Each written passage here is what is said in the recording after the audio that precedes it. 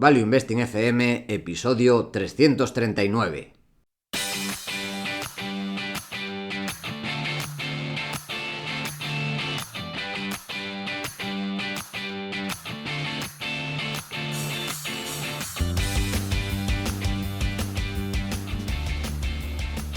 Hola, soy Paco Lodeiro. Bienvenido a Value Investing FM, podcast semanal en el que te ayudaremos a sacarle partido a ese dinero que tanto cuesta ganar y ahorrar.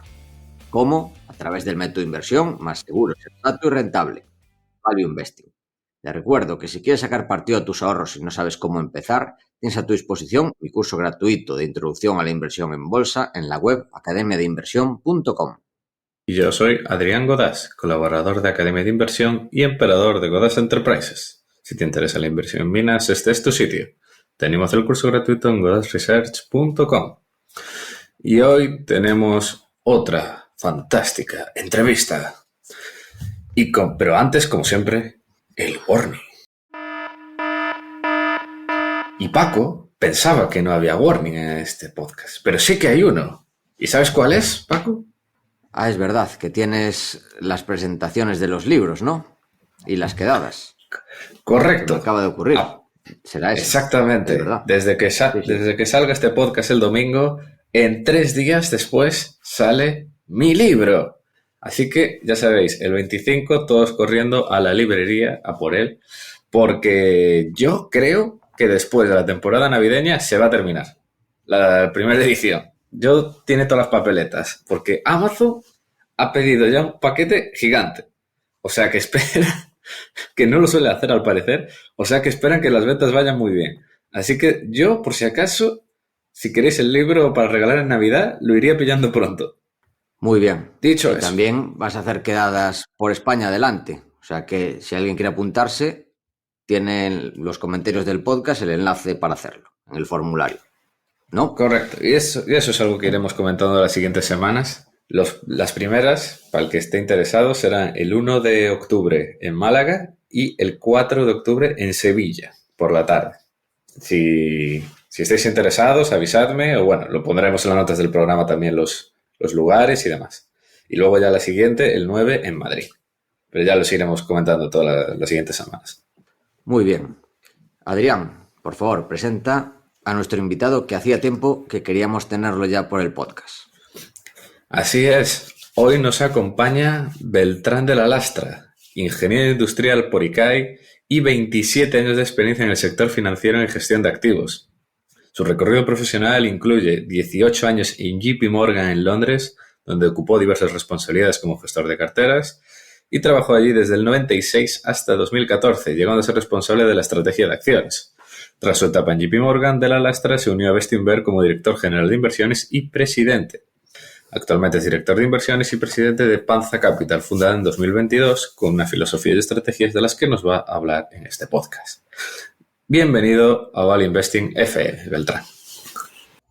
Muchas gracias por la invitación y encantado de estar aquí con vosotros hoy. Gracias. Beltrán, la primera pregunta es, ¿por qué empezaste a invertir? ¿Qué es lo que te atrajo del mundo de la inversión? Sí, pues lo primero que me atrajo al mundo de la inversión fue el no entenderlo, fue la curiosidad de no entenderlo. Me voy a intentar explicar, ¿no? Si vuelvo a la etapa de colegio primero y luego de universidad, lo que me chocaba es cuando oía hablar de inversión con frecuencia, oía comentarios de hay que comprar esto otro, pero sin una racionalidad que yo pudiese entender, sin una lógica que yo pudiera seguir. Y eso me atrajo la curiosidad a pues una mente, yo creo, razonablemente racional o ingenieril, pues a intentar poner un orden y intentar poder contestar esas preguntas de una manera ordenada. O sea, la atracción básicamente al mundo de la inversión fue lo poco ordenada que veía las contestaciones a un problema que debería tener una contestación racional como casi todo en la vida. La curiosidad, sí señor. ¿Y cómo definirías tu estilo de inversión y cómo ha evolucionado? Pues mira, a todo el mundo le gusta poner apellidos y poner tags a cada persona y a cada cosa, ¿no? Entonces, básicamente para mí, una que nos han puesto con una cierta frecuencia es la del es la del valor sensato. Y la verdad es que cuando nos lo dijeron, pues a mí me agrada, no me desagrada que seamos percibidos como tal. Y a lo que me refiero con el valor sensato es básicamente que tenemos un entendimiento muy claro de cuál es nuestro objetivo principal de la inversión, que es, lo primero es proteger el capital y después hacerlo crecer. Y para eso nosotros pues tenemos una idea muy clara quizás podemos entrar en más detalle después, pero es cuando uno tiene un proceso de inversión, hay dos maneras de hacerlo. Uno comienza mirando la calidad de una compañía o comienza mirando el precio. Y para nosotros es muy importante ambos aspectos, pero empezamos mirando la calidad y que luego podemos meter en el detalle de qué eso significa. A la segunda parte de la pregunta, que es el cómo ha evolucionado a través del tiempo, pues es, si Dios quiere, ser cada vez más sensato y desde luego cada vez darle más importancia a con quién juntas meriendas. Y a lo que me refiero con eso, uno de los pilares de nuestro proceso de inversión o el pilar, uno de los tres pilares de nuestro proceso de inversión es básicamente la gobernanza, invertir en compañías con buena gobernanza, y si algo ha evolucionado en mi vida es darle cada vez más importancia a la gobernanza, es decir, a tener,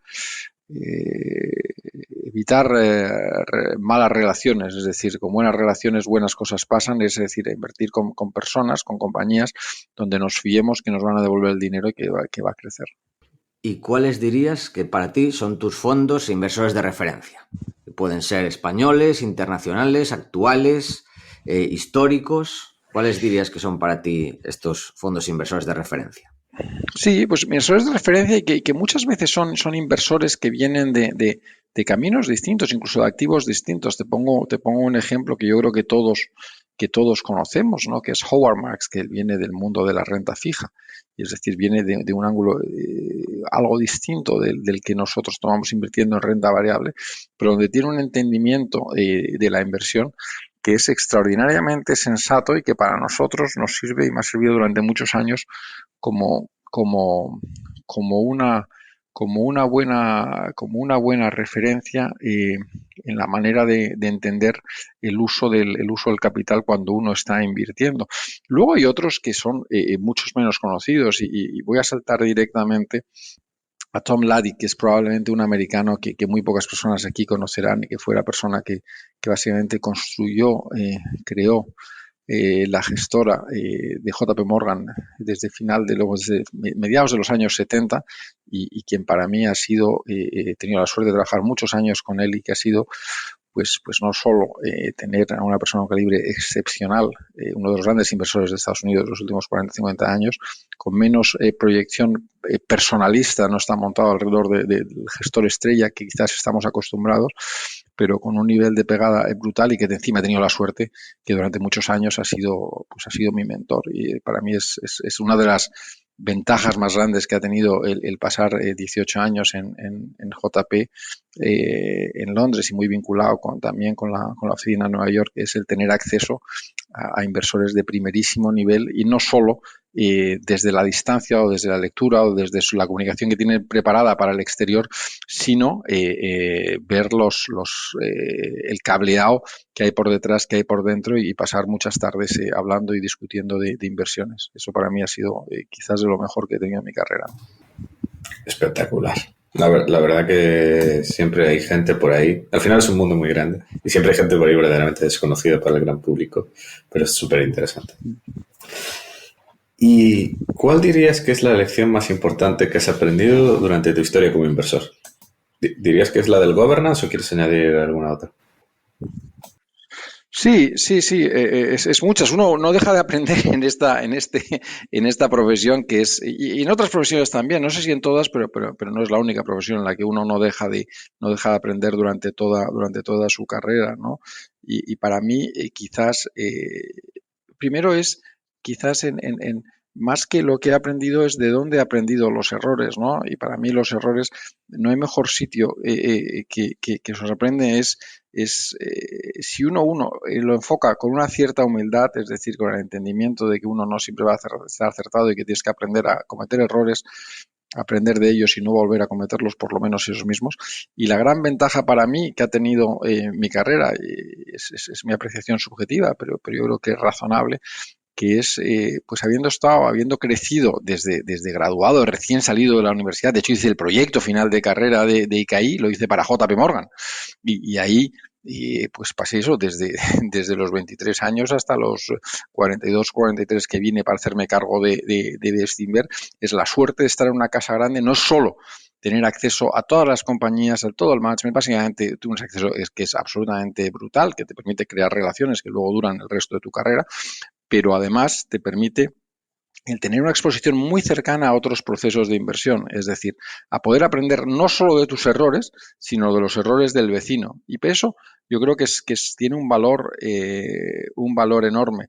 Si puedo apreciar dos, uno te hablaba antes de la importancia que tiene la gobernanza, que siempre ha tenido mucha importancia para nosotros, pero que de cada vez tiene más. Si pienso en un segundo error o en el error principal que más he visto cometer es, yo creo que hay fórmulas distintas que te pueden llevar al éxito. No todas las fórmulas te llevan al éxito, pero no creo que haya una sola fórmula que te lleve al éxito. No sé si me explico. Lo que creo que no lleva al éxito y que lo veo con una cierta frecuencia, o lo he visto con una cierta frecuencia en el mundo de los inversores, son los que se van cambiando de caballo a mitad de camino varias veces. Y eso suele ser una receta muy mala, muy fea, muy entendible por otra parte, y que uno lo ve con distancia. Yo creo que tiene que ver con la humildad y no de criticar al vecino, sino de intentar aprender para uno mismo. Pero eso lo he visto suficientes veces para estar muy alerta a que no nos ocurra a nosotros, ¿no? Pues después de este repaso a tu historia y a tu forma de invertir, vamos a hablar un poco sobre Panza Capital, y la primera pregunta es, ¿cómo surge la idea de montar Panza Capital? Para mí, básicamente, para nosotros, y hablo en plural porque Panza Capital no soy solo yo ni mucho menos, sino somos un equipo de 18 personas, con Gustavo Trillo, a quien conocéis, con Carlos Arenillas, con Inés Padiachi, somos muchos dentro de Panza Capital. Pero básicamente, para mí es la evolución natural después de trabajar muchos años en mi caso, en dos casas de primer nivel. La primera, que es absolutamente indiscutible, que es la gestora de JP Morgan, que yo creo que básicamente es una de las gestoras de referencia mundiales, y que te permite aprender las mejores prácticas en una casa muy potente, y después con la experiencia de hacernos cargo de una situación compleja en Bestinver, pues yo creo que es la evolución natural para evitar todo tipo, si no es de intergerencias, es al menos de interferencias, es decir, el poder trabajar única y exclusivamente para nuestro cliente. Y yo creo que para mí, pues, es una suerte que después de 20 y tantos años de carrera profesional, el poderte permitir el crear un proyecto propio donde lo único que quieres hacer, y la máxima que hay detrás del nacimiento de Panza Capital, y te lo digo, y es una manera, que no es una manera de hablar, es una manera con la que está construida Panza Capital, es hacer las cosas bien. Y la máxima que me enseñó Paul Bateman, que fue el chairman de la gestora de JP durante muchos años, cuando yo era más joven, y me dijo una frase, nos dijo una frase que es muy potente, y que la aprecié el primer día, pero no la aprecié en su totalidad hasta que no fueron pasando los años, ¿no? Que en esta industria, si haces las cosas bien, cosas buenas te pasan. Es muy sencillo, pero si haces las cosas bien, cosas buenas te pasan. Y con esa filosofía es con la que hemos montado, con la que hemos creado Panza Capital, y con la ilusión de haberla arrancado hace algo más de un año y medio, y con las ganas de hacerlo bien. Yo creo que vamos por buen camino de hacer las cosas bien, la verdad. Fantástico. ¿Y en qué dirías que se diferencia de otras gestoras? La filosofía, la estrategia, el equipo. Por supuesto, aprovecha para decir que tu equipo es el mejor. Mira, te digo, está muy bien ese apunte. Gracias por el consejo, ¿no?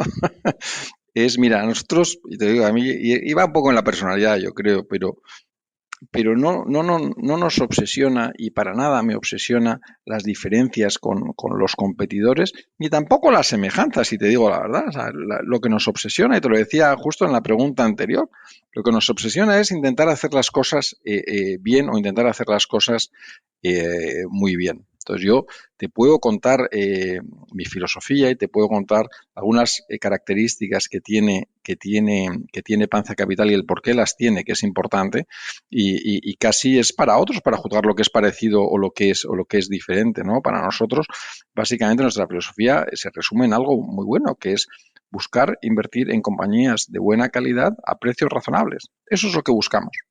No buscamos otra cosa. Si hay otros competidores que lo que buscan es comprar al múltiplo más bajo posible, independientemente de lo que estés comprando, a lo mejor es otra filosofía, a lo mejor es otra manera que las cosas pueden funcionar en algunas partes del ciclo o no, pero para nosotros la búsqueda que tenemos es muy claro, es buscar compañías que sean de calidad y pagar precios razonables para ello. Una característica que es particular de Panza y que no sé si otros la tienen o no, pero que para nosotros es muy importante, es la transparencia, ¿no?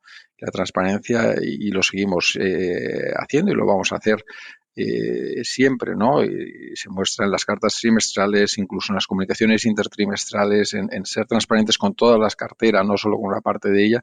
No es accidental, ¿no? Para nosotros, y te voy a intentar explicar de dónde viene, que es muy sencillo, ¿no? Nosotros, ¿qué pedimos, no? Nosotros pedimos confianza a largo plazo. ¿Por qué pedimos confianza a largo plazo? Porque es una de las mayores ventajas competitivas que uno puede tener, si no la mayor ventaja competitiva que uno puede tener a la hora de invertir, es la calidad del capital que tiene, que es algo que para el novato le puede chocar un poco, para el que tiene un poco más de experiencia, yo creo que le resulta un tema muy cercano, que es la paradoja, si uso la palabra un poco a la ligera, de que la mayor ventaja que uno puede tener en la gestión de activos es la calidad de los pasivos que tiene. Tiene su miga al tema. Para nosotros poder pedir esa confianza a largo plazo, necesitamos y debemos ofrecer transparencia en lo que hacemos. Es decir, para nosotros es muy importante decir lo que vamos a hacer y hacer lo que decimos que hacemos y que el inversor pueda tocar esa realidad, ¿no? Entonces, esa transparencia para nosotros es particularmente importante y ya no es solo por voluntad que la tenemos, sino es por necesidad del trato que queremos tener con nuestros inversores. No sé si me he explicado, espero que sí. Beltrán, ¿puedes explicar un poco la filosofía que hay detrás de los fondos, más en calidad y más en valor? Que esto es algo diferencial de los fondos. Sí, no, nuestra estrategia es muy sencilla y tenemos una sola filosofía y una sola estrategia, que es básicamente lo que te decía antes, que es comprar compañías de calidad a un precio razonable. Lo que me quieres decir, yo entiendo que es, y eso cómo se plasma en los fondos que tenemos, que lo primero tenemos una paleta de productos de fondos pues muy limitada, donde tenemos 3 fondos y no vamos a tener ni un solo fondo más. Es decir, es lo que tenemos, que es, yo creo que es significativamente reducido en línea de cualquier otro participante. ¿Cuál es la diferencia entre los 3 fondos? Es muy sencillo, que es la tolerancia al ciclo que tiene. Es decir, para nosotros las grandes oportunidades están casi siempre, están en las compañías más cíclicas donde uno necesita tener tolerancia para el ciclo. Pero la realidad es, no en todos los momentos, la diferencia de oportunidad que uno encuentra en la parte más cíclica del mercado y de la parte más estable es la misma. Es decir, hay momentos, y si yo cojo el conjunto de mi carrera, hay momentos como puede ser el 2008, mitad del 2008 al comienzo del 2009, como puede ser en Europa 2011-2012, como puede ser el 2020 alrededor del COVID, y en menor medida como fue el 2002-2003 en algunos segmentos, ¿no? Entonces, hay momentos en las compañías cíclicas son simplemente incomparablemente más atractivas que las compañías estables. Hay otros momentos en el que simplemente son más atractivas. Básicamente, lo que nosotros tenemos es nuestro fondo principal, que es Panza Inversiones, que tiende a tener un porcentaje muy alto de estas compañías cíclicas de buena calidad y a un precio que sea atractivo, pero las tiene en la medida y proporcional al atractivo que tiene eso versus lo que nosotros llamamos el cash remunerado, que esas compañías de muy buena calidad, más estable y que están a un precio algo más alto. Mientras que Panza Valor simplemente somos más tolerantes con el riesgo al ciclo. Es tan sencillo como eso. Pues hablando de estas oportunidades más cíclicas, ¿nos puedes hablar de Babcock, una de las tesis de inversión que tenéis en el fondo? Perdona, ¿tesis de inversión te refieres a compañías específicas Sí, o cómo vemos el mercado ahora mismo en su conjunto? ¿O en qué parte ¿nos puedes quieres que me centre? comentar un poco cómo ves, antes de empezar, cómo ves el mercado en su conjunto?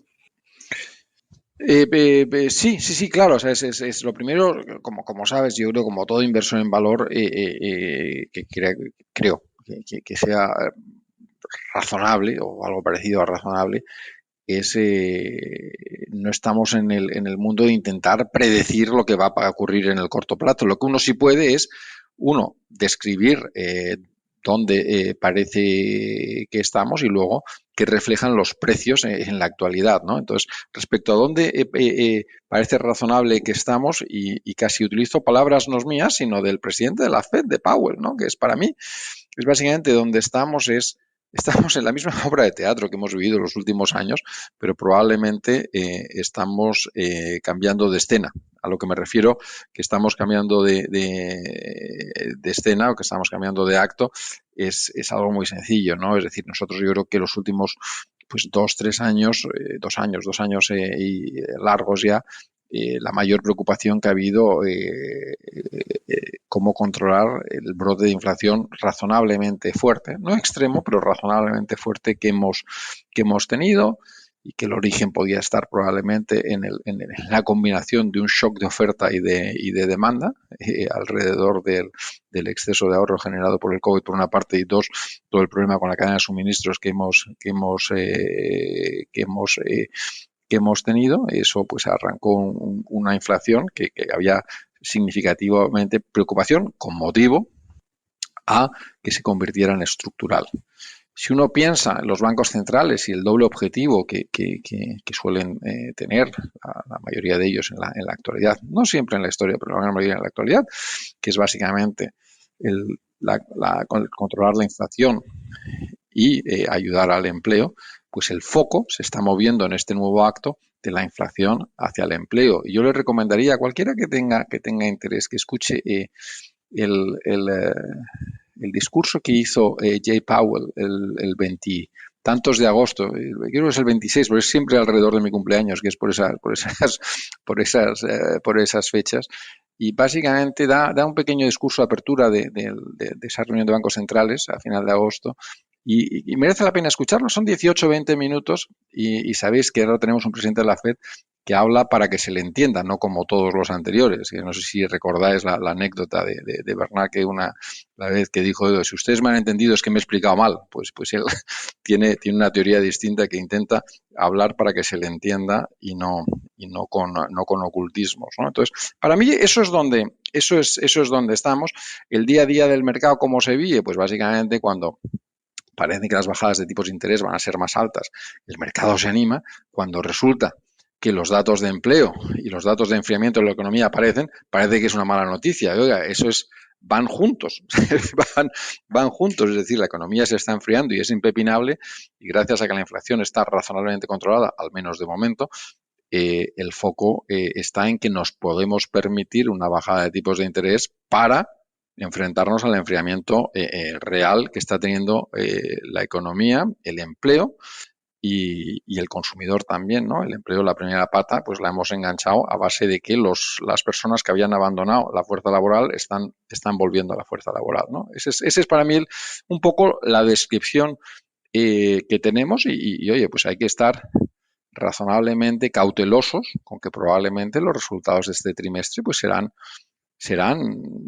complejos, y uno tiene que entenderlo y prepararse para ello, para ver cómo va a actuar si surgen oportunidades porque algunas valoraciones corrigen significativamente al albor de una preocupación por el cortoplacismo que si uno mira a largo plazo, pues debería ser algo no más que un punto atractivo y una oportunidad. Para eso nos estamos preparando para lo que nos pueda traer el otoño. Es decir, yo creo que puede ser un otoño que puede ser interesante para sembrar en algunos campos del área de consumo.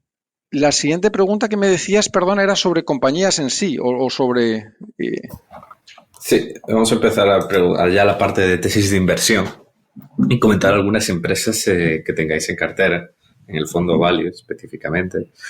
Y la primera que queríamos preguntarte, que es una que también se comentó bastante hace unos años, que es Babcock, una empresa británica. Sí, Babcock, nosotros, mira, es en el fondo value y en panza valor y en panza inversión, es decir, es una posición core de lo que tenemos y lo es desde el día que arrancamos, ¿no? Mira, Babcock es una historia que es interesante y que espero que sirva para reflejar nuestra filosofía de inversión si yo fuera capaz de explicarlo razonablemente bien, ¿no? Mira, es una compañía que yo durante la década del 2010 pues básicamente hasta el 2022 jamás tuve en cartera y jamás consideré tenerla en cartera. Y me explico, es decir, para el que sea menos cercano, primero describo lo que es. Básicamente es un proveedor principalmente, no solo, pero principalmente de defensa, un suministrador de defensa británico, donde no solo cumple su principal cliente, es el Ministerio de Defensa del Reino Unido, pero no es el único cliente que tiene, ni todo es el segmento de defensa. Durante la década del 2010 al 2020 tuvo una gestión horrorosa. La definición de una manera sencilla y corta, la descripción de la manera de describirlo estuvo en un proceso de adquisiciones en serie sin ton ni son, pagando precios altos y ejecutando o no ejecutando las integraciones como debería. Y pongo un ejemplo de a qué me refiero con eso. Es decir, cuando una compañía compra otra, no es inusual que la compañía que es el target tenga 2, 3 áreas y que imagínate que tienes 3 áreas, pues haya 2 que te interesan mucho para tu negocio y tienes una que no, ¿no? Entonces uno tiene que ser disciplinado en la integración y esa pata que no le sirve tiene que típicamente hacer algo con ella. No es inusual venderla para tú poder seguir centrado en tu negocio. Si solo haces eso en una compra y no la has vendido, dices, bueno, pues tengo mi negocio core más esta pequeña cosa que heredé de la compra de no sé qué, ¿no? Y eso lo hemos visto muchos en compañías.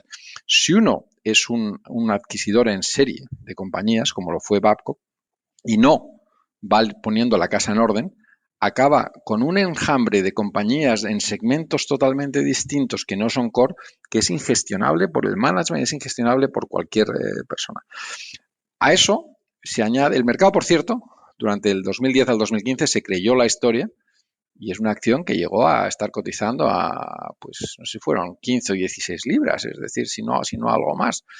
Llegó un momento en el que el desnudo en el que se estaba convirtiendo la compañía de estar sobrepagando por compañías compuesto con una contabilidad agresiva empezó a ser totalmente no creíble. Era una compañía que estaba mal gobernada, donde no tenías alineación de intereses por el cliente principal, por no tenías un accionista de referencia, no tenías un management que estaba alineado significativamente con el devenir de la compañía a largo plazo y donde la situación se fue deteriorando hasta el punto, te pongo un ejemplo, que es un ejemplo no, o sea, es más que un ejemplo, algo que dice mucho, ¿no? Nosotros alguna cosa que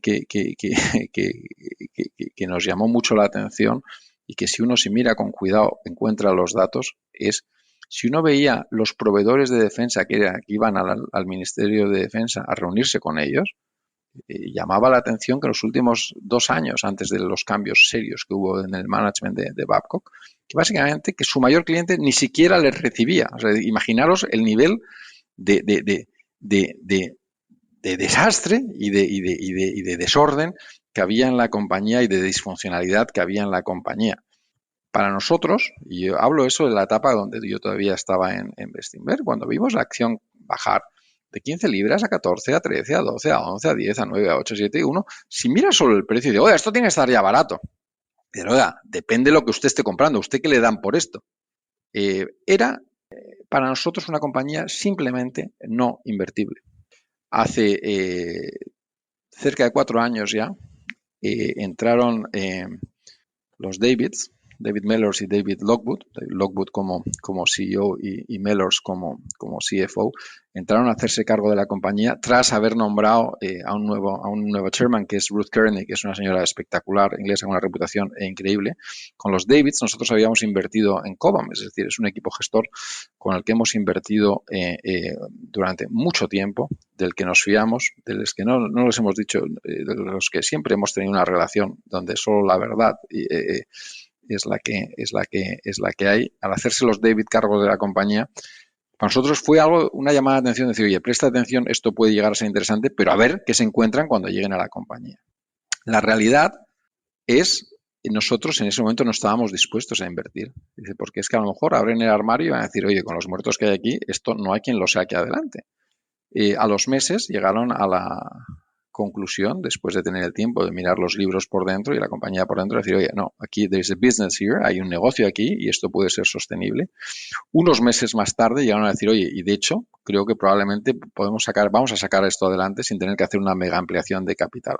Para nosotros ese día, la compañía pasa a ser invertible. Gracias a Dios coincidió con el lanzamiento de Panza para poderlo comprar a precios. De hecho, yo estuve invertido en ella en el periodo de no competencia a nivel personal, pero que por supuesto deshice todas esas posiciones al poder lanzar Panza y poder tener todos mis ahorros invertidos en nuestros fondos. Pero básicamente eso era una compañía invertible, la compramos pues por debajo de 3 libras, hoy está entre 5,5 y 6 libras y sigue siendo una compañía extraordinariamente atractiva.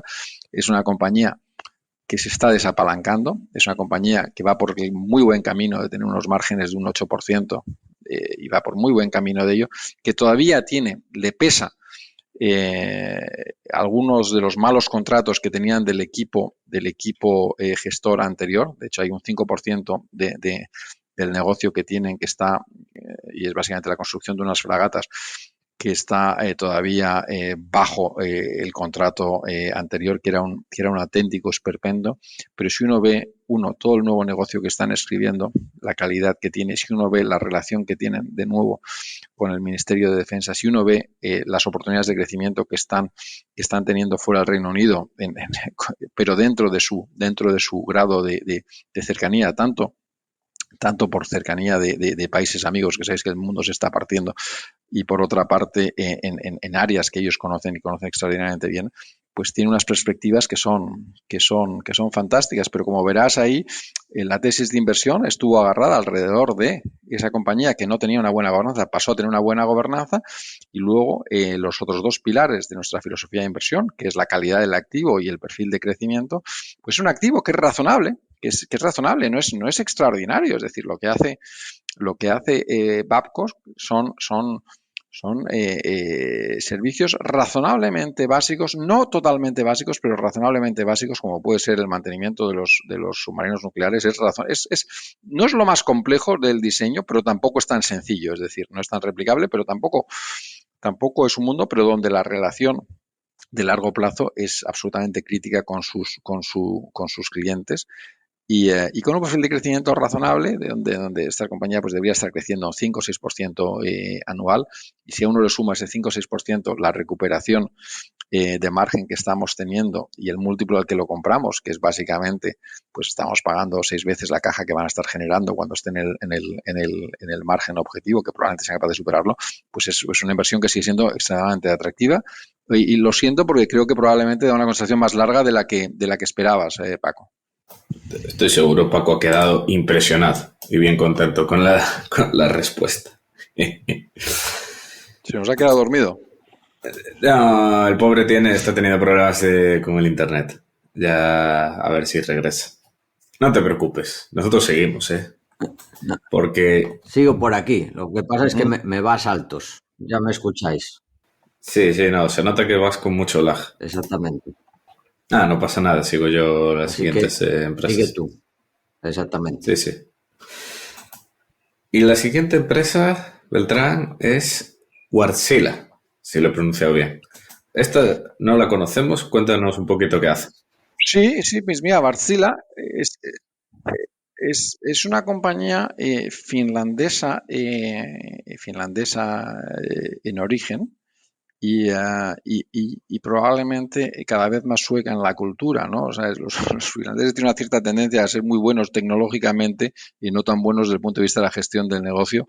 Y ahí en Wärtsilä hace unos años hizo una inversión seria y básicamente se ha convertido en el anchor shareholder, básicamente en el accionista de referencia, la familia Wallenberg, que yo creo que muchos de vosotros conoceréis, que es una familia sueca pues, que es muy potente, y ellos básicamente están en el negocio de marine, hacen motores para barcos.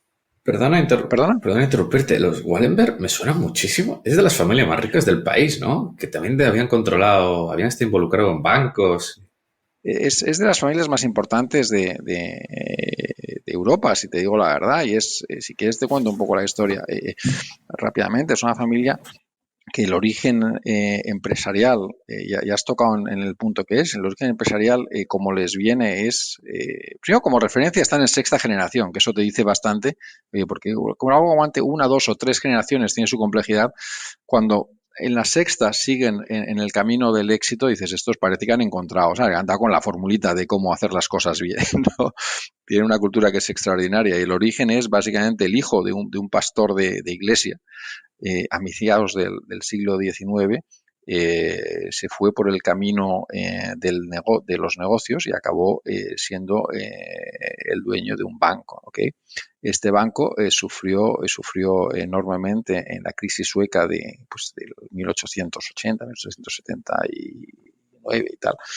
Y acabaron básicamente con un montón a consecuencia de préstamos que tenían al mundo empresarial, a las empresas suecas, acabaron siendo los dueños de esos negocios por impago de sus clientes, ¿no? Y se encontraron en un momento en el que tenían dos opciones, que era o básicamente intentar liquidar esas posiciones o convertirse en empresarios, ¿no? Y tomaron ese segundo camino de convertirse en empresarios y a partir de ahí, y beneficiados por dos cosas para mí, ¿no? La principal es su manera de entender el negocio y el que se les grabó en el ADN y que se ha pasado generación a generación, lo que nos pasó en la crisis del final de la segunda mitad del siglo XIX en Suecia, no nos vuelve a pasar en la vida. Y lo tienen grabado, y claro, es con el que lo tienen grabado,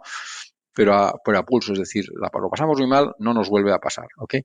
Esa es la primera y la segunda es, probablemente se beneficiaron enormemente de la neutralidad de Suecia durante todo el siglo XX, ¿no? Que básicamente les permitió hacer negocio con un país que era bastante pobre, como era Suecia, que yo no tenemos la percepción de lo pobre que era, convertirse, pues os pongo como referencia, en un momento determinado, y ahora sigue siendo enorme, no sé si tan alto, pero sigue siendo enorme, llegaron a tener 1 de cada 3 empleados en el área industrial de Suecia, trabajaba para los Wallenberg. Son dueños de Atlas Copco, de Epiroc, del Holding de Investor, de AstraZeneca. Básicamente son de EQM el fondo private equity cotizado. Es decir, hacen muy bien las cosas y si se caracterizan por algo, es por la prudencia que tienen en la gestión y por su visión a largo plazo y por el apoyar sus inversiones donde creen que tienen negocios que sean razonables y el aguantarlos en momentos difíciles del ciclo y no estar centrado en trimestre a trimestre, sino estar pensando en lustros, en décadas y en generaciones, ¿no? Entonces, básicamente estos tomaron una posición en Wärtsilä. Podéis imaginar que una compañía que tecnológicamente era extraordinaria y por otra parte tenía algo que tiene un valor enorme, que es en la gran mayoría de puertos están instalados y tienen tienen sus oficinas de apoyo para sus clientes, que eso parece muy básico, pero no es tan sencillo de replicar ni tan barato de replicar en el corto plazo, pues les ponía una posición muy buena, pero que desde el punto de vista de negocio no eran capaces de explotar suficientemente la entrada de los Wallenberg. Yo creo que a través de los años está dejando huella en llegar a construir un negocio más que razonable. Y esa fue nuestra oportunidad de entrada. Compramos la compañía por debajo de 8 euros. Ahora el reto que tenemos es que a 20, pues oye, pues piensas si mantenerla, la estamos manteniendo, pero quizás a un peso marginalmente menor que el que teníamos a 8 euros, porque el margen de seguridad es algo menor que el que teníamos. Pues una compañía que debería componer valor a través del tiempo de una manera muy significativa. Estando de la mano de los Wallenberg no hay problema. Yo es que sabía que el nombre lo había escuchado en algún sitio, y claro, es porque recientemente leí un libro sobre el Handelsbanken, el banco sueco, y claro, ellos habían estado involucrados y demás. Uh-huh. Y sí, no, menuda familia. Ellos son los dueños de SEB, ¿no? De Skandinsky, pero sí, están. Buena familia. Y es verdad lo de Suecia, yo estuve leyendo últimamente mucho de Suecia, es bastante espectacular, que en 1900 muchísimos países como de Latinoamérica eran mucho más ricos que Suecia. Sí, que luego tenemos la percepción en mi generación y en adelante, que sois más jóvenes, de que Suecia siempre ha sido muy rica. Y te, oye, las cosas no todo es siempre lo que parece y tal, ¿no? Sí. La siguiente empresa es Next. Sí, está bien lo de la siguiente y Next. Básicamente yo creo que la siguiente es Next. Muchos de vosotros la conoceréis, sobre todo los que viajen más a Reino Unido, ¿no? Es una compañía que es básicamente de ropa, venden ropa, tienen su propia marca Next y ahora otras marcas. Esta es una compañía que está centrada básicamente en el middle class del Reino Unido, que tradicionalmente tiene muchos años de existencia. Next tenía pues sus tiendas físicas repartidas por todo el Reino Unido y eso atacando un punto de precios intermedio para que el inglés medio se pudiese permitir comprarse ropa que le pareciese razonablemente atractiva y a un precio que fuera razonable, ¿no? Era un negocio pues con mucho éxito durante muchas décadas y en el 2000 ya pierdo el detalle. Yo no sé si fue 2002 o 2003 cuando Lord Simon Wolfson ahora, se hizo cargo de la compañía. Su tío abuelo lo había sido anteriormente, es decir, está en tercera generación. Y en su día fue el CEO más joven del FTSE 100 de la historia, ¿no? Hoy sigue siendo el CEO. Y ahí pongo un tema que igual puede parecer anecdótico, pero que para mí tiene su importancia, ¿no? Que es tiene un hijo pequeño, que es el único hijo que tiene, y es suficientemente pequeño para asumir que seguirá siendo el gestor de la compañía durante bastantes años, ¿no? Insisto o hablo de Simon Wolfson porque mira, es algo que cuando vienen, pero ya hablo de los últimos 15 años, no te estoy hablando de ahora, ¿no? Cada vez que contrato a algún junior que viene más o menos reciente de la universidad, tanto cuando estaba en Londres como en la etapa de JP, como en la etapa de Bestinberg, como a día de hoy, les recomiendo que se cojan annual reports de Next y se los lean del principio a fin. Tiene una descripción extraordinaria y extraordinariamente simple y que uno llega a entender cuál es la esencia del modelo de negocio y cómo funciona, ¿no? Entonces, esta compañía que funcionaba con el modelo que os decía, al llegar la distribución a través de Internet, pues obviamente tienen un problema y no un problema menor.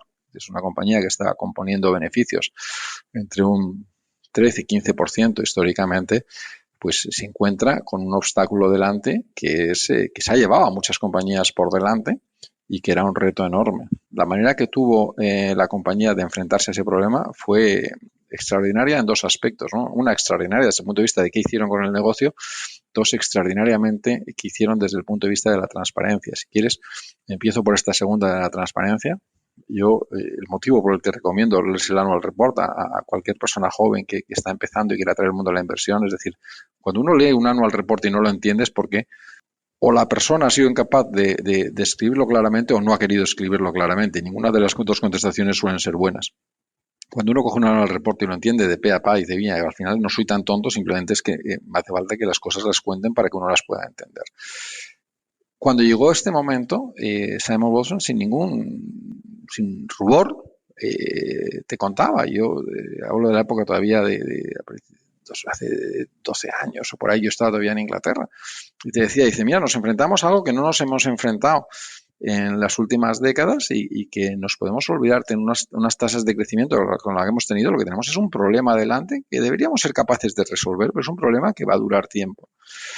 Eso se convirtió básicamente en una serie de acciones muy sensatas, que es básicamente redujeron las presencias de tiendas físicas, redujeron los leases, acortaron los leases de las tiendas físicas que querían mantener, construyeron la capacidad de vender digitalmente, construyeron la logística para dar un buen apoyo y escalable en el largo plazo de esa logística. Y a día de hoy tienen más ventas en el mundo digital que en el mundo físico. Y por el camino han construido dos cosas. Una es esa logística que habían construido para el mundo digital, la abren a terceras marcas y con lo cual es un negocio que les está dando una estabilidad y una rentabilidad que está muy bien. Y por otra parte, ahora algunas marcas potentes, y las marcas eran valiosas, pero que no han sido capaces de hacer esa transición al mundo digital y que han quebrado. Y es si alguien tiene interés mi mejor manera de describir por qué el segmento de retail es un segmento al que le tengo mucho respeto y mucho cuidado y donde la ejecución es la clave y tiene que tener mucho cuidado con quién está invirtiendo y no invertir porque el precio sea barato. Y acordaros de las 1000 compañías. Yo pienso en Debenhams como uno de los ejemplos, que era un peer de Next y que desapareció, como otros muchísimos. Basta ver, si uno busca en Internet, en Google o en Wikipedia, donde sea, que es lísteme compañías listadas en retail que han quebrado. O sea, parece el listín telefónico de lo largo que es. Pues Next lo que está aprovechando es ahora que tiene la logística montada para terceras partes, que es algunas marcas que están quebrando, se las están quedando. Una de las últimas que se quedó fue Cath Kidston, que algunos de vosotros conocéis, se ha quedado por un importe mínimo de 7 millones de libras, que es que vale menos de que el inventario que tenían, pero tienen la capacidad básicamente de quedarse con intangibles que tienen valor y ponerlos en valor a través de su negocio. Esto se reflejó en Simon Wilson hace 2-3 años, básicamente, su anual report, el mismo anual report que estoy hablando, continuamente, diciendo muy abierto, diciendo, mira, finalmente el cielo vuelve a aclarar y empezamos a ver el cielo azul. Dice, no porque el Reino Unido vaya bien la economía, que estaban en un momento que era difícil, dices, pero como negocio, el modelo de negocio hemos conseguido hacer esa transición. A una persona que en 20 y tantos años solo te ha dicho las cosas como son, te ha dicho lo que va a hacer, ha hecho lo que te ha dicho que iba a hacer, cuando era bueno y cuando era difícil, que tiene una alineación de intereses enorme por los euros que tiene, las libras que tiene el invertido en la propia compañía, que ha hecho ese trabajo extraordinario. Cuando te dice que el cielo está azul, uno presta atención y hace el due diligence de vuelta, de decir, oye, llevo más de 10 años invertiendo en esta compañía, pero la quiero ver en detalle. La compañía, para ponernos como referencia, la compramos a 58 libras, ahora está a 104. Mañana el reporte, no sé si los reportes será. Hay expectativas demasiado altas probablemente y él siempre intenta guiar a la baja, pero que independientemente de los resultados que dé mañana o pasado, es básicamente una compañía que ha vuelto a la senda de crecimiento y que la estás comprando a un precio el que no pagas por él, ¿no? Y esa es la esencia de Next, que es un buen negocio, que era lo que me refería cuando empezábamos la conversación, con una muy buena gobernanza, con un activo que tenía sus retos hace 10-12 años, pero que ha sido capaz de superarlos y no solo haber sido capaz de sobrevivir, sino haber salido fortalecido respecto a ello, y no de manera conceptual, sino de manera tangible, que es básicamente, 1, tiene menos competidores, 2, tiene más ventas en el mundo digital que en el mundo físico, 3, tiene la capacidad de distribución para producto propio, para terceras marcas, 4, se está quedando con otras marcas. este señor parece que está haciendo las cosas y las cosas en orden, y el precio no refleja el atractivo que tiene eso, a pesar de esa subida del 50-60% que está muy bien. Y tendremos baches, tendremos momentos y tendremos trimestres malos, pero tú estás en una senda de poder hacer una creación de valor, yo creo que muy importante durante los próximos años, ¿no? Y de manera muy breve, ya que estás aquí y además has vivido tanto tiempo en Londres, te quería preguntar, de manera breve, ¿cómo ves el tema de la economía británica post-Brexit? ¿Tú crees, o sea, lo está pasando muy mal, pero Starmer tiene bastantes, está haciendo bastantes reformas, o sea, ¿qué crees que va a pasar? O sea, ¿el Reino Unido se va a seguir hundiendo? ¿Crees que el país entero va a ser un turnaround?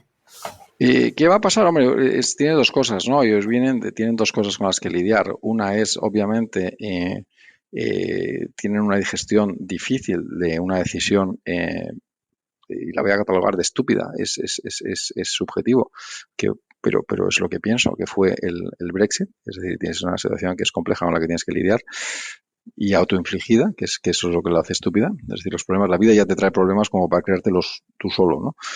Y lo segundo, y esa es la parte negativa y compleja. La segunda parte vienen de un mismanagement terrible durante muchos años, ¿no? Y te pongo como una referencia a algo muy básico.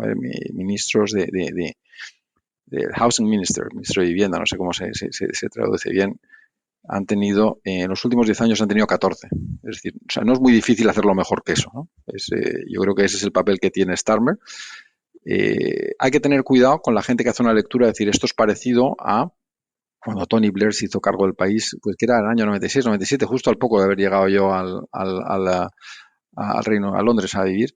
Decir, oiga, no, es lo mismo, pero se encuentran con la compañía, con el país con mucha deuda, se encuentran con la seguridad social, que es un esperpento, se encuentra con unos cuantos problemas que no son menores, pero yo creo que la capacidad que tienen los países donde tienes las partes básicas del país, que es la educación, la capacidad de llegar a tu clientela, la capacidad de innovación, como tiene el Reino Unido, cuando están gestionados con un steady hand, es decir, con tranquilidad y con calma y con sosiego, suelen sorprender al alza. Yo, desde luego, no haría un write-off del Reino Unido. Y, en cierta manera, casi estaría más preocupado en partes con Alemania, con un país como Alemania, que con el Reino Unido. Sin entrar en temas políticos, que no es mi experiencia, pero que no es mi expertise, pero ya que has preguntado, te contesto. Sí, no, estoy bastante de acuerdo en la opinión, totalmente. Un tema muy interesante. Pero para no enrollarnos más, la siguiente empresa es Wetherspoon. ¿Seguimos en Reino Unido o qué país vamos ahora? Estamos en Reino Unido, Parece que has elegido las británicas. El Reino Unido, estamos expuestos, tenemos un 20 poco por ciento al Reino Unido, que es el país donde más expuestos tenemos, por que esa circunstancia por la que preguntabas tú ahora ha dado un distrés de precios que es extraordinariamente atractivo. Pero no solo estamos expuestos al Reino Unido, ni siquiera es dominante, ¿no? Wetherspoon es una cadena de bares, pubs de bares en Inglaterra, son los dueños de 800 bares, donde tienes un dueño que es básicamente Tim Martin, que tiene un 26-27% de la compañía, y es una compañía que lo pasó extraordinariamente mal durante el COVID, porque básicamente te cierran los pubs, te cierran el punto de venta y te quedas con los costes, pero no tienes ingresos, y cuando sales de esto, que piensas que te vas a resarcir y te vas a pegar la forrada o algo parecido a la forrada, te encuentras con una crisis de energía, si la recordáis, muy fuerte, y que significa que se tienen que gastar en calentar los pubs algo equivalente o no muy distinto de los beneficios que te debería dar cada pub, que dices, pues un pan con unas tortas, y que además te encuentras, consecuencia del Brexit, que es difícil encontrar a trabajadores que quieran ser camareros, con lo cual se encuentran con un entorno que es difícil, y con que parte de su clientela parece que tarda en volver al pub, que es las generaciones más mayores, que parece que con el miedo al tal tardan en volver. Es decir, la tesis de inversión llega a un momento en el que se convierte en algo muy sencillo, que es, uno, ¿esta compañía va a ser capaz de aguantar un momento difícil durante un tiempo significativo? Sí o no, y ahora vuelvo a ella. Y dos, ¿qué está descontando el precio del mercado? La primera y más importante es Stress Test, justo con Vignesh Padiachi, que es uno de nuestros analistas del equipo de inversión, que se ha pasado 22 años en Goldman Sachs, luego se vino con nosotros a a Bestinver y ahora se ha venido con nosotros también a Panza Capital, una persona y un inversor extraordinario. Hicimos un stress test que la compañía al final se medio enfadan con nosotros y decía, pero tío, deja de meterme el dedo en el ojo. Y dice, no, si es que si no te estoy preveyendo que eso vaya a pasar, y no te estoy prediciendo que eso vaya a pasar, quiero saber qué pasa, qué le ocurre a la compañía si este invierno nuclear nos dura 2 años más, y 2, 3 años más. Y a la conclusión que llegamos, esta compañía sobrevive y sobrevive con el mismo número de accionistas. Dice, oye, pues chico, vamos a lo siguiente, que es qué precio te está ofreciendo el mercado. Y dices, básicamente el precio al que te da el mercado te ofrecía las acciones era uno en el que asumía que básicamente los ingleses no iban a volver al pub a volver cerveza. Dice, oiga, pues mira, o sea, no hay que ser, es una test de inversión razonablemente sencilla, la compañía va a ser capaz de aguantar estos momentos malos, el tío que la gestiona le va más en ello que nosotros, que es muy importante, que tiene más que perder que nosotros en absoluto y en relativo. Y 3, al precio que nos lo ofrecen es extraordinariamente atractivo porque la tesis que tienes que hacer, las hipótesis que tienes que hacer para que esto sea rentable son muy básicas y muy sencillas. Pues la pudimos comprar por debajo de 4 libras y ha sido una buena inversión. La seguimos manteniendo. Estamos en una fase distinta, ya más de consolidación, pero donde básicamente la valoración pues sigue siendo bastante atractiva, ¿no? Y de los pubs, pasamos a la última tesis de inversión, que es Ibstock. Vale, pues Ibstock, mira, es básicamente un fabricante de ladrillos. Básicamente, pues la construcción con la subida de tipos de interés del 0 al 5, que tienes un parón en la construcción enorme, como no puede ser de otra manera. Es decir, para que la gente compre casas necesitas 2 cosas. Una, que tengan empleo y confianza, y la 2, que se puedan permitir la financiación para comprarse casas. Esa segunda parte desapareció, esa segunda necesidad, que era básicamente el acceso a financiación a un precio razonable, desapareció, con lo cual la producción de casas te cae un 30-40% y en consecuencia una compañía que desde el punto de vista de demanda suele ser razonablemente estable, recibe un shock no muy distinto de la crisis financiera global del 2008. Desde el punto de vista de la oferta, tienes 3 compañías, que es Ibstock, Forterra y Wienerberger, que son los productores de más del 90% de ladrillos del Reino Unido. Y son compañías que son sanas, que son sólidas, tienen unos balances que son muy estables, tienen acceso a la arcilla, que no es fácil de replicar, dices, oye, y tampoco es el negocio más excitante del mundo, que va a haber cola para montar fábricas de ladrillos, pero tiene una rentabilidad que es muy razonable, de manera que lo que estamos comprando es ese riesgo de ciclo y esa tolerancia a la paciencia del ciclo. Empieza a pagar, está a lo mejor un 15-20% por encima de lo que lo compramos, pero sigue siendo extraordinariamente barata, ¿no? Y como no podía ser de otra manera, es empresa británica. Es empresa británica. Sí, has dado en el clavo. O sea, yo creo que no nos queda ninguna prácticamente. Alguna nos queda, pero muy pocas que sean británicas. Sí, hemos pasado la mañana hablando de Reino Unido, pero no es solo. Bueno, hablamos de Wärtsilä también, al menos. Tenemos también compañías italianas, alemanas, un par de españolas. O sea, tenemos. Esto no es un fondo británico, ¿no? Sí, bueno, pero aún así Paco creo que debería hacer rebranding del título del podcast y llamarlo Invirtiendo en Reino Unido. Porque de las 5, 4 son británicas. Pero tiene sentido por la cantidad por la undervaluation que hay en general en empresas británicas. Y ya por último, antes de pasar a las preguntas cortas, ¿quieres comentar algún error? Que como siempre solemos decir, puede ser una empresa concreta, pero también puede ser un error conceptual más grande. El típico, por ejemplo, de invertir en empresas con deuda, o este tipo de más errores generales.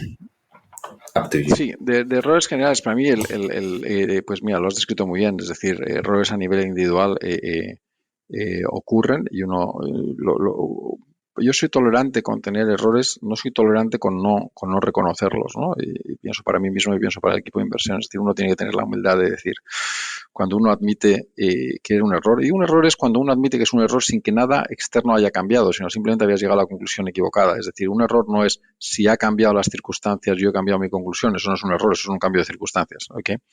Pero los errores ocurren, pero quizás para mí el error más sistemático que tengo y que sigo teniendo y que hay parte que me cuesta mucho corregir, es el que viene derivado de ser y perdona lo diga de manera informal, pero de ser un poco cagón. ¿Sabes? Es decir, tendemos a vender antes de tiempo. Te hablaba antes del ejemplo de Wärtsilä, ¿no? ¿Sabes? Que dices, has comprado 8 euros a 20 y estás pensando en vender. Y dices, bueno, eso no es un error, es un acierto. Y dices, o no. o no. Es decir, es una compañía que a través del tiempo va a componer muchísimo y deja a las compañías que son buenas y que están componiendo los retornos, déjalas que hagan su trabajo, y hay veces que las vendemos antes de tiempo y es algo que me ha acompañado durante mi carrera. Uno consigue dar retornos que son potentes, que son atractivos desde el punto de vista absoluto y desde el punto de vista competitivo en el largo plazo con peers, pero yo creo que ahí es un área que debería mejorar y que hacemos esfuerzo en aprender para mejorar en ese aspecto, ¿no? Pues con eso pasamos ya a las preguntas cortas. Y la primera, ¿un deportista o equipo histórico de cualquier deporte?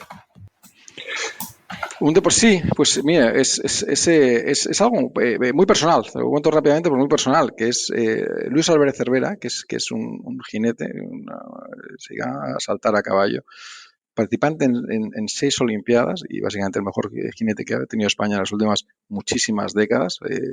Empezó yendo a la Olimpiada en el año 72, un año después de que yo naciera, y acabó cuando yo ya llevaba años en Londres. Y digo que es personal porque tuve la suerte de estar montando con él durante 7, 8 años, el final de mi colegio y toda la carrera, mientras estudiaba Ingeniería Industrial en ICAI, montaba 6 horas al día, 6 días a la semana, y tuve la suerte de hacerlo pues con el mejor jinete que ha tenido España, y de eso aprendí pues lo que es, no solo el talento que tiene, que eso es innato, pero sí la perseverancia y la persistencia y el valor del trabajo diario, ¿no? Entonces, el haber podido vivir eso de un deportista de élite tan cerca como 6 horas al día, 6 días a la semana durante 8 años, que se dice pronto, son muchas horas y son muchos días, pues ese es para mí probablemente mi referencia, más allá obviamente de Nadal, que ha sido un ejemplo extraordinario, que lo es para todos nosotros, incluso desde este final de carrera que está teniendo. Yo creo que es un ejemplazo increíble.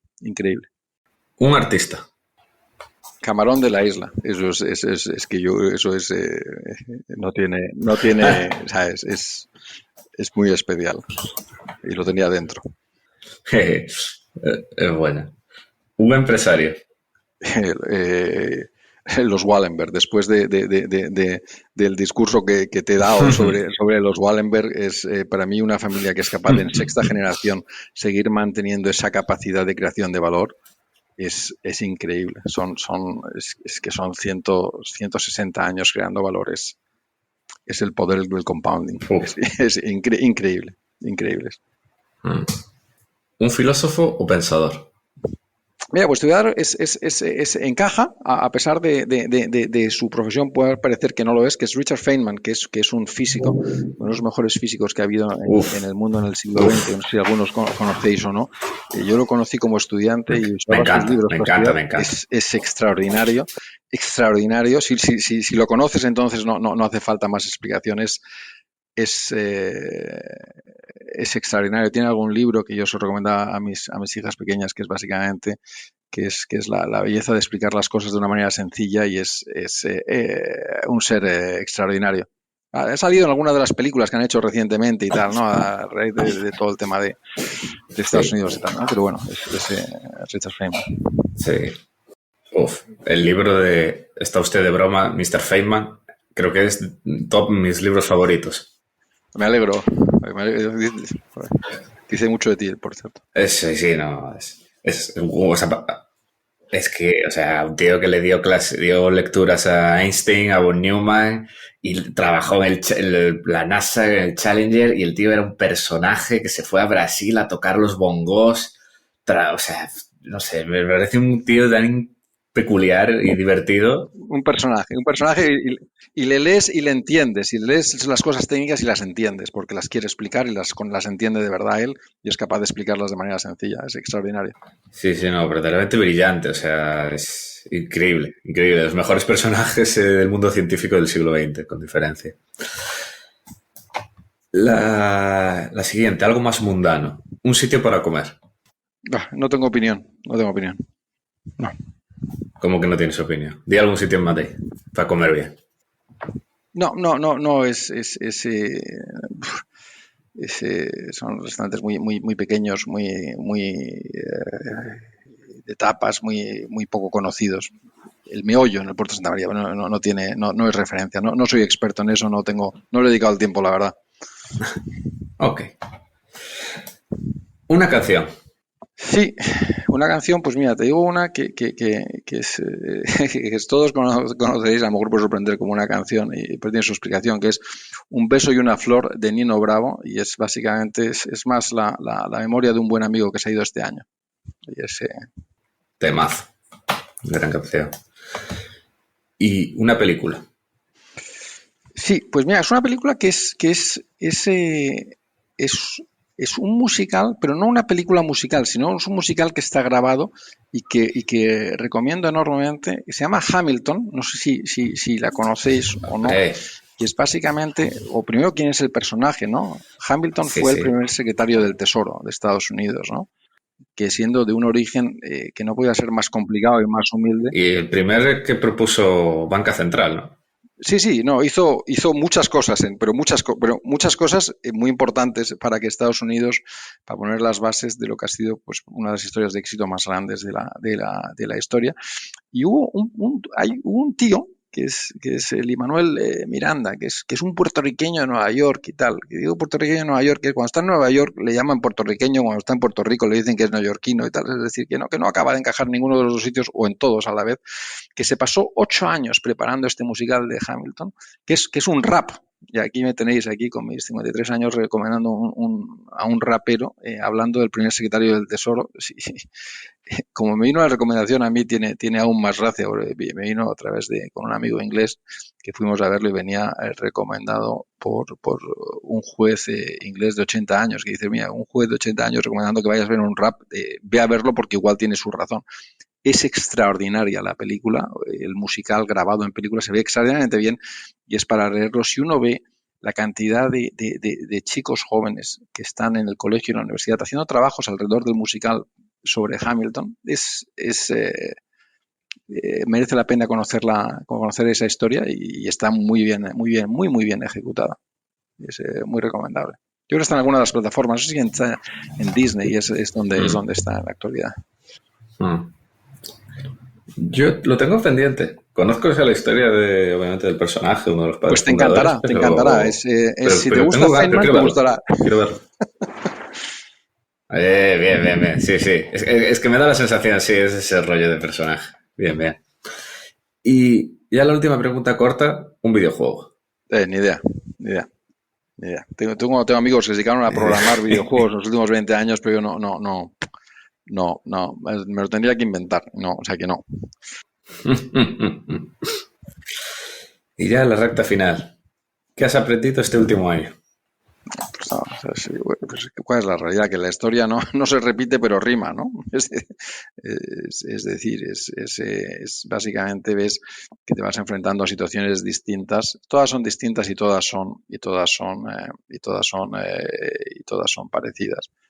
Y que ni los días buenos son tan buenos ni los malos tan malos y uno tiene que enfrentarse a que las realidades cambian, ¿no? Y a que estamos en un entorno, en un mundo que está cambiando sustancialmente respecto al mundo en el que hemos vivido pues yo pienso, durante toda mi vida de adulta, ha ido gradualmente cambiando, no este año, pero sí gradualmente, pero sí que nos encontramos en un entorno que es significativamente más complejo y que no hay que tener respeto, no hay que tenerle miedo y no hay que tener miedo a presentarse, a pensar que los pilares, algunos de los pilares sobre los que está sustentado, pues están en un cierto movimiento, ¿no?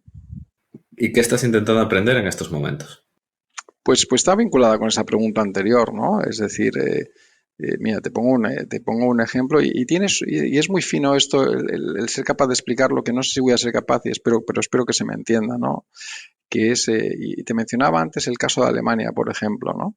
Es decir, nosotros venimos de una Alemania que ha sido durante muchísimos años, de una capacidad productiva brutal, una capacidad de exportación de productos de margen alto significativa y, y que probablemente si uno ve dónde está el país hoy, uno quizás tiene que hacer un cierto reassessment de dónde está y no dar por bueno lo que ha funcionado durante 20, 30, 40 años, ¿no? Es decir, y me refiero que no es fácil de explicar porque no es mi aspiración intentar ser experto geopolítico. Me importan las compañías que hay debajo, pero las compañías están afectadas, obviamente, por el mundo y el país donde operan, por lo menos donde tienen una parte grande de sus activos. Si pienso en la automoción, si pienso en la industria química, si pienso pues en muchas de las cosas que son manufacturadas en Alemania, es estar atentos a su competitividad y así es sostenible todo donde están, o si en qué parte es cíclica y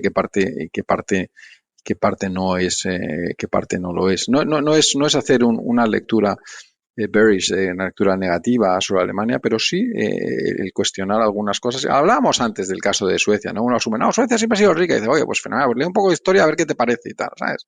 Pues esto es un poco lo mismo, ¿no? Es decir, las cosas cambian y el ver el mundo con ojos frescos es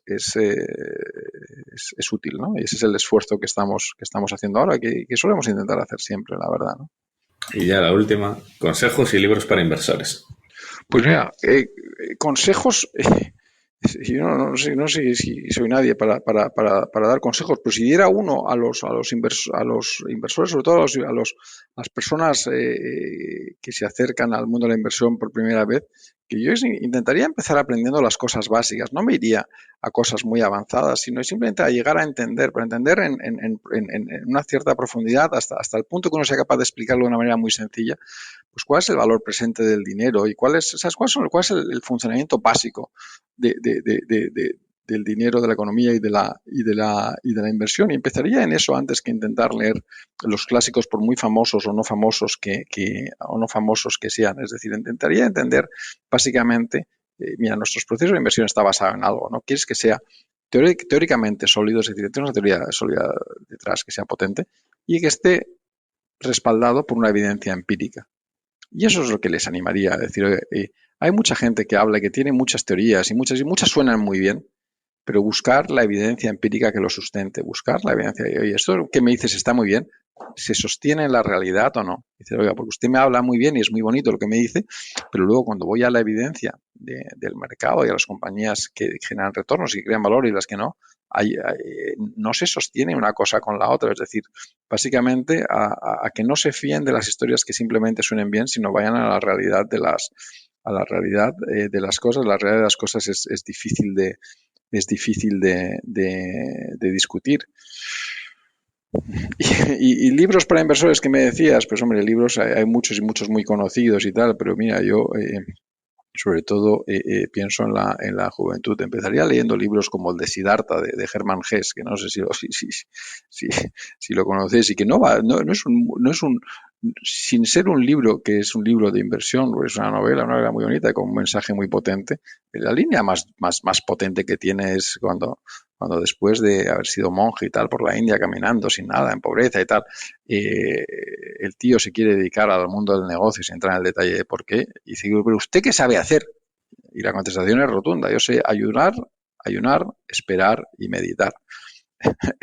Eso va muy cercano al área de inversión. Si uno es capaz de hacer eso en la inversión, va probablemente por el buen camino. Si es capaz de frenar el tiempo y no tener prisas por hacerse rico, no tener prisas por las ganancias a corto plazo, no tener prisa, sino pensar las cosas que van a componer bien, va por buen camino. Yo, cosas que estoy leyendo ahora, pues mira, estoy leyendo un libro sobre la teoría del business cycle que es de Murray Rothbard de la escuela austriaca, que es un librito muy pequeñito, pero muy potente, la verdad. Pero bueno, aparte de eso, los libros comunes y conocidos, pues yo creo que todos los tenéis y todos los conocéis. Pues con eso... Muy bien. Parece que al final me ha resucitado Internet. No sé si me escucháis bien ahora. Sí, has llegado justo a tiempo, Paco. Bien hecho. Ahora, al final, cuando ya se ha terminado. Maravilloso. Ahí está, por fin. Por lo menos, Beltrán, por lo menos puedo agradecerte que hayas venido a nuestro podcast, que ya teníamos muchas ganas. Y para terminar, te cedemos el micrófono para lo que quieras. Pues nada, la uso solo para agradeceros la oportunidad, encantado de charlar con vosotros y oye, cualquier papel que estáis teniendo que es significativo en ayudar a la educación en el mundo de la inversión, yo creo que es extraordinariamente importante. Yo creo que en la vida a veces, hablaba ayer con un amigo y somos un poco burracos, ¿no? O sea, es que parece que es Cuando te vas a cortar el pelo, vas a un peluquero que se dedica a eso, que sabe cortarte el pelo, aunque no te importe particularmente, unos más, otros menos. Pero luego resulta que para manejar el ahorro propio uno lo hace solo y sin preguntar y sin formarse, ¿sabes? Es algo que es un poco chocante, ¿no? Que yo creo que la formación financiera es crítica y tiene un impacto enorme en la vida de las personas y un impacto enorme en la sociedad en el largo plazo. Así que enhorabuena por la función y la labor que estáis haciendo y gracias por dejarme participar en ella. Y la última pregunta, si alguien está interesado, ¿cómo puede contactar con vosotros? Pues mira, en Panza Capital, en la web de panzacapital.com, y tenemos un equipo que está liderado por Gustavo Trillo, que es el consejero delegado, y por Maximiano de Pablos, y tenemos pues al equipo a Rodrigo, a Carolina, a Borja y a Álvaro, que están encantados de ayudar. El mejor contacto es a través de la web o llamando al teléfono que está disponible en panzacapital.com, y nosotros encantados de que les atiendan y contarles un poco más en detalle qué es lo que hacemos y por qué lo hacemos y cómo lo hacemos. Muy buena gente, además. Sí. Además de buenos profesionales. Gracias.